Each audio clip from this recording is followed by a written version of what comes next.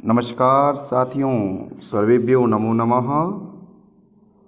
मैं उमाशंकर जोशी अपने YouTube channel पर आप सभी का स्वागत करता हूं।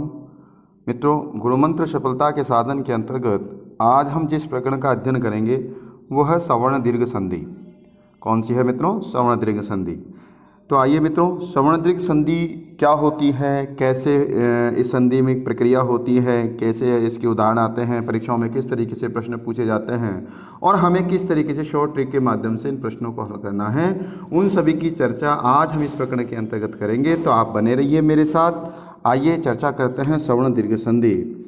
मित्रों, चर्चा प्रारंभ करने से पहले हम उस विषय की चर्चा करते हैं जो क्लास 7 में आप लोगों को अभ्यास दिया गया था, उनके आंसरों की हम लोग चर्चा कर रहे हैं। मित्रों, हमारा पहला प्रश्न है कि धन प्लस एशना से क्या रूप बनेगा। तो मित्रों, क्या रूप बनेगा? धनेशना। ए और ए मिलकर के आई रूप बनेंगे और रूप बनेगा धनेशना। पंचेते का संधि विच्छेद पूछा गया था आपसे। तो मित्रों देखो, पंच प्लस ए थे तो रूप क्या बनेगा? पंचेते। वही ए और ए मिलकर के आई का रूप बनेंगे। तीसरे प्रश्न में आपसे पूछा गया था कि लता धन ऐसा का संधि रूप क्या बनेगा। तो मित्रों, रूप बनेगा लतईसा। यहाँ पर वृद्धि संधि के उदाहरण है। चौथा जो प्रश्न था मित्रों वो था वन प्लस औषधि से क्या रूप बनेगा? वनौषधि। और अंतिम पांचवा प्रश्न था मत प्लस ऐक्यम से रूप बनने वाला था आपका मतैक्यम। तो ये पांचों प्रश्न आप लोग देख पा रहे हैं स्क्रीन पे। आपको जो अधिकतर गलतियां हुई वो यहाँ हुई कि ए और आई और ए का जो अंतर है ये लोग नहीं कर पा रहे थे, कि यहाँ ज़्यादा समस्या आ रही थी, गुरुजी ए करें आई करें, यहाँ पर दिक्कतें आ रही थी। तो आप ध्यान रखें कि जो यह प्रत्यांत शब्द है, जैसे देखिए ऐक्यम में यह प्रत्यांत शब्द है, तो यहाँ पर आपको पहला शब्द वृद्धि वाला मिलेगा, क्योंकि यह प्रत्यय जब जुड़ता है तो आदि अच को वृद्धि होती है, यानी प्रथम स्वर को वृद्धि होती है। तो आप लोग ये ध्यान रखें कि यहाँ ये इस तरीके से हम प्रश्नों को हल कर सकते हैं और ट्रिक के माध्यम से हमारे प्रश्न हल होते हैं। आइए मित्रों, अब हम चर्चा करते हैं जो आज का हमारा महत्वपूर्ण टॉपिक है सवर्ण दीर्घ संधि का। तो सवर्ण दीर्घ संधि की चर्चा हम लोग करते हैं। तो मित्रों, सवर्ण दीर्घ तो देखिए समय नाम से ही पता चलता है, सवर्ण यानी समान वर्ण है। तो समान वर्ण क्या होता है? दीर्घ होता है। तो वही आदेश यहाँ पर होगा, वही कार्य यहाँ पर होगा कि समान वर्ण क्या हो जाएंगे? दीर्घ हो जाएंगे। अब मित्रों, समान वर्ण से तात्पर्य क्या है? समान वर्ण से तात्पर्य है कि समान, तो हम लोग पहले जो हमारे लघु सिद्धांत कौमुदी के अंतर्गत हम लोगों ने परिचर्चा की कि सवर्ण संज्ञा करने वाला सूत्र है, सवर्ण कौन से वर्ण होते हैं, तो आप वहाँ वीडियो में देख सकते हैं। मित्रों, यहाँ में सामान्य सी बात आपको ये समझने की, जब ह्रस्व या दीर्घ स्वर के बाद ह्रस्व या दीर्घ स्वर आए तब दोनों के स्थान पर दीर्घ स्वर हो जाता है, और इस परिवर्तन को ही हम किसके नाम से जानते हैं? सवर्ण दीर्घ संधि के नाम से जानते हैं। मित्रों, आप लोग ये जानते हैं कि जो सजातीय दीर्घ स्वर हैं, यानी समान जाति से मिलकर के जो दीर्घ स्वर हैं वो आपके कौन कौन से हैं? आ, ई, उ और री, ये आपके सजातीय दीर्घ स्वर हैं।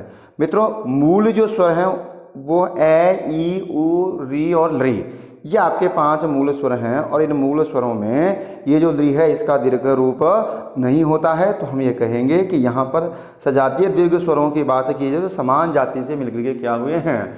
दीर्घ हुए हैं, इसलिए संधि को हम कहते हैं सवर्ण दीर्घ संधि। तो आइए मित्रों, अब हम चर्चा करते हैं कि आखिरी सवर्ण दीर्घ संधि के बारे में पाणिनि महोदय ने क्या सूत्र दिया है और कौन सा विधायक सूत्र, किस तरीके से संधि को हम लोग करेंगे।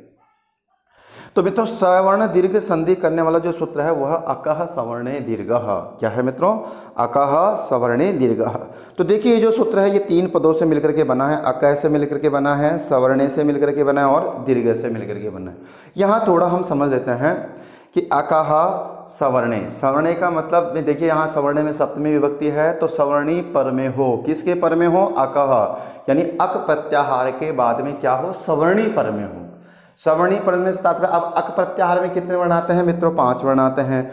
तो उन 5 वर्णों के बाद में यदि उनका कोई सवर्णी वर्ण पर में है तो वहां पर कौन सा कार्य होता है मित्रों? दीर्घ, यानी दीर्घ रूप हो जाता है। तो प्रश्नरी परीक्षाओं में आपसे ये पूछा जाए कि सवर्ण दीर्घ संधि करने वाला सूत्र कौन सा है, तो उसका आंसर हम लोग करने वाले हैं अकः सवर्णे दीर्घः। अब मित्रों, हम बात करते हैं कि ये जो अक है ये एक प्रत्याहार है और इस प्रत्याहार में कौन कौन से वर्ण आते हैं। तो देखिए मित्रों, ए, ई, उ, री और री, तो कुल कितने वर्ण आते हैं मित्रों? 5 वर्ण आते हैं। तो अक पूर्व वर्ण है, तो अक पूर्व वर्ण के बाद में क्या है? सवर्णी। अब पर में कौन सा हो? सवर्णी। सवर्णी का मतलब हो गया वही अक, ए, ई, उ, री, री। तो मित्रों यहाँ सवर्ण से देखिए तो यहाँ पर जो ए है, इस ए का सवर्णी यहाँ पर कौन है मित्रों? ए ही है। तो हम कह सकते हैं कि ए के बाद में क्या आए? ए आए। तो ई का सवर्णी क्या है मित्रों? ई है। ऊ का सवर्णी क्या है? ऊ है। और री का सवर्णी क्या है? री है। और री का सवर्णी री है। मित्रों अब देखते हैं कि यहाँ ए का उच्चारण स्थान कंठ है और यहाँ पर भी इन पांचों में ए का उच्चारण स्थान क्या है? कंठ है। तो कंठ के बाद में कंठ है तो कंठ दीर्घ रूप होगा। तो अक कंठ, अक जो प्रत्याहार है उन्हीं वर्णों को क्या होता है? दीर्घ होता है। क्या आदेश हो जाता है? दीर्घ। इसलिए प्रकरण का नाम भी क्या हो गया है? दीर्घ हो गया। तो मित्रों आप यहाँ देख पा रहे हैं कि यहाँ पर आपके जो दीर्घ वर्ण दिखाई दे रहे हैं वो सिर्फ और सिर्फ कितने दिखाई दे रहे हैं? 4 दिखाई दे रहे हैं। आ, ई, ऊ और री, यानी कि संधि रूप में आपको 4 वर्ण दिखाई देंगे। मित्रों एक वर्ण यहाँ पर आपको मिसिंग दिखाई दे रहा है, वो कौन सा है? लृ। क्योंकि मित्रों लृ का दीर्घ रूप नहीं होता। फिर लृ को क्या आदेश होता है, कैसे दीर्घ रूप होगा, उसकी चर्चा हम लोग आगे प्रकरण के साथ सीखने वाले हैं। इसलिए आप प्रकरण को बड़ा ध्यान से समझिए और प्रश्नों को हल करने का प्रयास कीजिएगा। निश्चित रूप से आपको सफलता मिलेगी।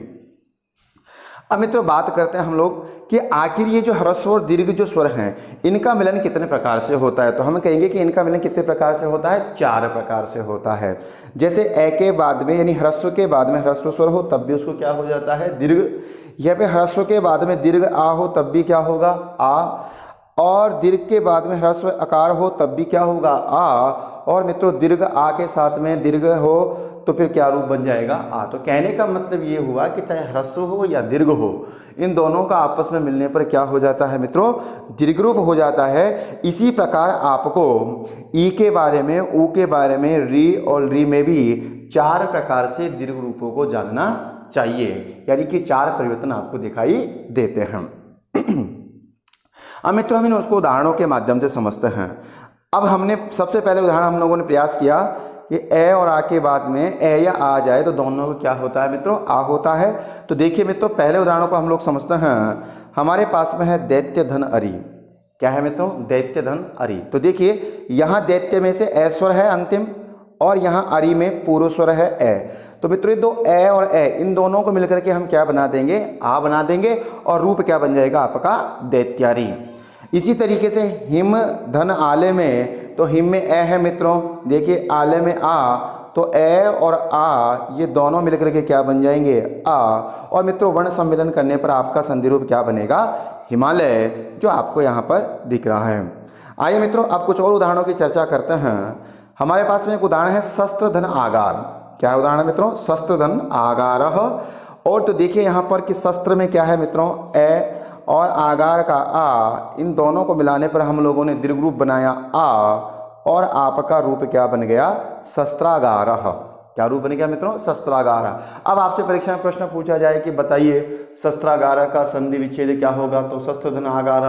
और शस्त्रधन आगार का संधि रूप क्या बनेगा? तो शस्त्रागार। और शस्त्रागार में पूछे कि बताइए संधि कौन सी है? तो हम कहेंगे कि सवर्ण दीर्घ संधि है। यहाँ देखते हैं मित्रों विद्याधन आलय में, तो विद्या में आ है मित्रों, आलय का आ, और दोनों मिलकर के क्या बन जाते हैं? आ, और रूप क्या बनेगा आपका? विद्यालय है। ऐसे ही आपका हिमालय है, वाचनालय है, देवालय है, शिवालय, बहुत सारे उदाहरण आप लोग इस तरीके से बना सकते हैं यदि आपको प्रकरण सही ढंग से समझ में आ गया तो। आइए मित्रों अब हम आगे की ओर चलते हैं। तो हम देखते हैं कि ई और ई के बाद में भी यदि ई या ई आ जाए तो मित्रों दीर्घ रूप क्या बनता है? ई बनता है। इसकी चर्चा भी हम लोग कर रहे हैं। तो यहाँ देखिए हमारे पास में पहला उदाहरण है रवि धन इंद्र। तो मित्र देखिए रवि में छोटे ई की मात्रा यानी ह्रस्व ई है और इंद्र में ह्रस्व ई है, दोनों मिलकर के क्या बन जाएंगे? दीर्घ ई बन जाएंगे और रूप बन गया आपका रविंद्र।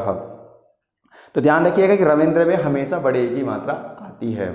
इसी तरीके से आप कपि धन ईश का रूप देख रहे हैं। तो मित्रों देखिए कपि में क्या था? ई, ह्रस्व ई और दीर्घ ई, ये दोनों मिलने के बाद में कौन कौन से मित्रों? ह्रस्व ई और दीर्घ ई, इन दोनों को मिलने के बाद में कौन सा रूप बनेगा? दीर्घ रूप बनेगा और रूप बन जाएगा आपका कपीशः। इसी तरीके से मित्रों आप हरीश का रूप भी बना सकते हैं, गिरीशः का रूप भी बना सकते हैं। ये सारे रूप इसी तरीके से बनने वाले हैं। मही प्लस इंद्र को हम लोग समझने का प्रयास करते हैं। तो मित्रों देखिए मही में दीर्घ ई की मात्रा है, आगे ह्रस्व ई की मात्रा है, और ई और ई मिलकर के कौन सा रूप बनेंगे? दीर्घ इकार बनेंगे, रूप बनेगा आपका महेंद्र। श्री से की हम लोग समझने का प्रयास करते हैं। तो देखिए मित्रों श्री में क्या है? दीर्घ ई है और ईसे में दीर्घ ई है और रूप बन गया आपका श्रीसह, दीर्घ रूप होकर के। अब आपसे देखिए परीक्षा में ध्यान रखने की बात है कि आपसे परीक्षा में श्रीसह का संधि विच्छेद पूछे तो 4 विकल्प आपको मिलते हैं कि ह्रस्व ई की मात्रा है, दीर्घ ई की मात्रा है। तो आपको यहाँ बता देना है कि श्री में तो दीर्घ ई है और ईसे में भी दीर्घ ई है, और ई मिल करके क्या बनता है, दीर्घ ई, और रूप बनता है आपका श्रीसह। आइए मित्रों, अब हम आगे की चर्चा करते हैं, और अगला जो हमारा परिवर्तन जो हम देखेंगे वो है ऊ, और ऊ के बाद में ऊ या ऊ आ जाए तो मित्रों क्या रूप बनता है, दीर्घ ऊ बनता है। तो आप देख पा रहे हैं यहाँ पर कौन सा ऊ बनता है, दीर्घ ऊ। तो यहाँ उदाहरणों की हम लोग चर्चा करते हैं। तो देखिए मित्रों, उदाहरण है भानु धन उदय। क्या है मित्रों, भानु धन उदय। अब यहाँ देखिए रूप क्या बनेगा आपका, भानुदय। तो ह्रस्व ऊ और ह्रस्व ऊ मिल करके क्या रूप बन जाते हैं, दीर्घ ऊ बन जाते हैं, और रूप बन गया आपका भानुदय। कई बार परीक्षा में प्रश्न पूछता है भानुदय में बहुत लोग गलती करते हैं। क्या गलती करते हैं मित्रों, कि उन्हें यही पता नहीं होता कि भानु में ह्रस्व ऊ की मात्रा होती है या दीर्घ ऊ की मात्रा होती है। वो भानु में दीर्घ ऊ की मात्रा कर देते हैं, वहां पर प्रश्न उनका क्या हो जाता है, गलत हो जाता है। बहुत सरल प्रश्न आता है लेकिन फिर भी हम लोग क्या कर पाते हैं, गलत कर जाते हैं हम। तो आपको विशेष ध्यान रखना है यहाँ पर इस दीर्घ संधि में कि यहाँ पहले शब्द का अंतिम स्वर जो है वो किस तरीके का है, ह्रस्व है या दीर्घ है, या दूसरे पद का जो प्रथम स्वर है वो क्या है, ह्रस्व है या दीर्घ है। आइए मित्रों, अब हम बात करते हैं लघु धन ऊर्मी। तो देखिए लघु में ह्रस्व ऊ और ऊर्मी में दीर्घ ऊ, दोनों मिलकर के क्या बनेंगे, दीर्घ रूप बनेंगे, और रूप बन गया आपका लघुर्मी। मित्रों उसी तरीके से आपको ध्यान रखना है, वधु में बड़े ऊ की मात्रा आती है और उत्सव में छोटे ऊ की। तो ऊ और ऊ यानी दीर्घ और ह्रस्व मिलकर के दीर्घ बनेंगे और रूप बन गया आपका वधुत्सव। मित्रों इसी तरीके से भूधन ऊर्जा से तो दीर्घ ऊ और दीर्घ ऊ मिलकर के आपका क्या बनेगा, रूप भूर्जा। तो अब आपको समझ में आ गया होगा कि ह्रस्व उकार के बाद में दीर्घ उकार आ जाए या ह्रस्व उकार आ जाए, या दीर्घ उकार के बाद में ह्रस्व उकार आए या दीर्घ उकार आए, परिवर्तन क्या होना है मित्रों, दीर्घ ऊ होना है। आइए मित्रों, अब हम री की चर्चा करते हैं। मित्रों ये जो री है इसकी हम यहाँ चर्चा कर रहे हैं कि देखिए कि ह्रस्व या दीर्घ री के बाद में ह्रस्व या दीर्घ री आ जाए तो मित्रों मिलकर क्या आंसर वो बनता है, दीर्घ री बनता है। लेकिन आपको यहाँ पर एक और विषय लिखा हुआ है कि दीर्घ री और री के बाद में क्या है मित्रों, कि री के बाद में क्या आ जाए, री, तो तब भी आपको क्या परिवर्तन करना है, दीर्घ री ही परिवर्तन करना है। हाँ मित्रों क्या करना है, दीर्घ री। अब आप समझ गए होंगे कि मुझे कैसे हुआ है। तो हम लोग ये पूर्व में पढ़ चुके हैं कि यहाँ पर एक वार्तिक काम कर रहा है, कौन सा, कि री री वर्णयोर मित सावर्ण्यम वाच्यम, कि री और री इन दोनों को समान वर्ण मान लिया जाता है, इनकी सवर्णी संज्ञा होती है, इसलिए री के बाद में री आने पर भी क्या रूप बनता है, दीर्घ री बनता है, इसलिए री की संज्ञा 30 होती है। तो अब यहाँ पर समझ पा रहे हैं कि यहाँ होत्री धन ऋकार है। क्या है मित्रों, होत्री धन ऋकार। तो यहाँ देखिए री और री मिलकर के क्या रूप बनते हैं, दीर्घ रूप बनते हैं, और रूप क्या बन गया आपका, होत्रीकार। इसी तरीके से यहाँ हम देख रहे हैं उदाहरण में होत्री धन ऋकार।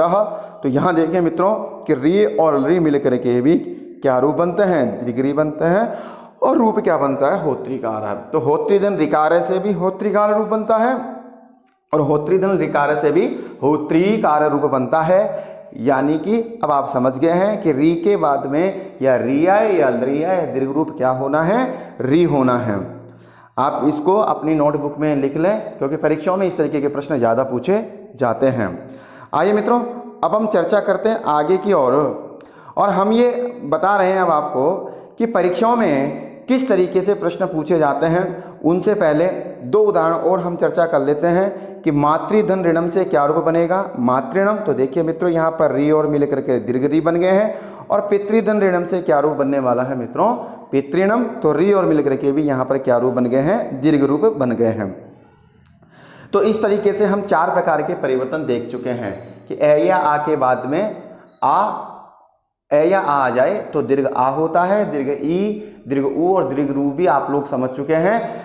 कुछ प्रश्नों की चर्चा हम लोग यहाँ हल करते हैं, उसके बाद में हम देखते हैं कितना हमें आंसर आया है और कितना हमें प्रकरण समझ में आया है। उसके लिए मित्रों अभ्यास जरूरी है, जो भी पढ़ा है उसके लिए अभ्यास जरूरी है।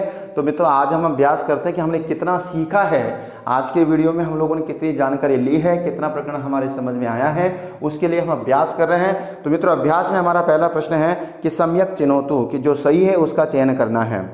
पहला विकल्प है मित्रों गिरिधन ईश से गिरीशः, दूसरा है गिरिधन ईश से गिरीशः, तीसरा है गिरिधन ईश से गिरीशः, चौथा है गिरिधन ईश से गिरीशः। तो अब आपको क्या देखना है यहाँ पर, ये बताना है कि सही कौन सा है।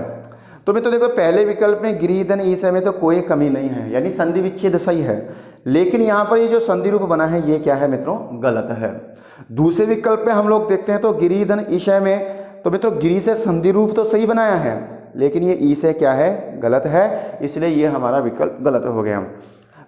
तीसरे विकल्प में हम लोग देख रहे हैं गिरिधन ई से तो मित्रों गिरी में ह्रस्व ई की मात्रा आती है, तो यहाँ पर तीसरे विकल्प में भी संधि रूप तो सही है, लेकिन संधि विच्छेद गलत है। चौथे विकल्प में देखते हैं तो गिरिधन ई से क्या रूप बनता है, गिरीशा।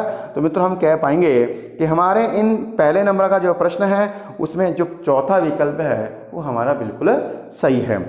आइए मित्रों अब हम दूसरे प्रश्न की चर्चा करते हैं। दूसरा प्रश्न है कि गुरूपदेश इत्यत्र परिवर्तनम भवति, यानी कि गुरूपदेश है, यहाँ पर जो परिवर्तन हुआ है वो बताना है आपको, क्या परिवर्तन होता है। चार विकल्प हैं, ऊ धन ऊ बराबर ऊ, यानी ह्रस्व ऊ के बाद में दीर्घ ऊ और दीर्घ ऊ रूप परिवर्तन हुआ है। और यहाँ पर दूसरा विकल्प में कि दीर्घ ऊ और दीर्घ ऊ मिलकर के दीर्घ ऊ हुआ है। तीसरे विकल्प में कि ह्रस्व ऊ और ह्रस्व ऊ मिलकर के दीर्घ हुआ है। और चौथे विकल्प में है कि दीर्घ ऊ और ऊ मिलकर के दीर्घ रूप बना है। यानी कि यदि आपसे प्रश्न की चर्चा करें तो ये कह रहा है कि गुरु धन उपदेश में आपको इस तरीके से संधि विच्छेद जब हम करते हैं तो ये बताना है कि इन चारों में कौन सा सही है। तो मित्रों अब आपको बहुत हिंट दे दिया है मैंने आंसर देने के लिए, अब आप बताएं कौन सा है, आप चर्चा कर लें। और मित्रों इसमें कौन सा आंसर होगा, तीसरे नंबर का आंसर इसका बिल्कुल सही होगा, क्योंकि गुरु में मित्रों ह्रस्व ऊ होता है और उपदेश में ह्रस्व ऊ होता है, और ऊ और ऊ मिलकर क्या रूप बनता है, दीर्घ ऊ बनता है। तो हम कहेंगे कि जो दूसरे नंबर का जो आंसर है उसका प्रश्न नंबर विकल्प नंबर 3 सही है। ठीक है मित्रों, आइए मित्रों अब अगले प्रश्न की ओर चर्चा करते हैं।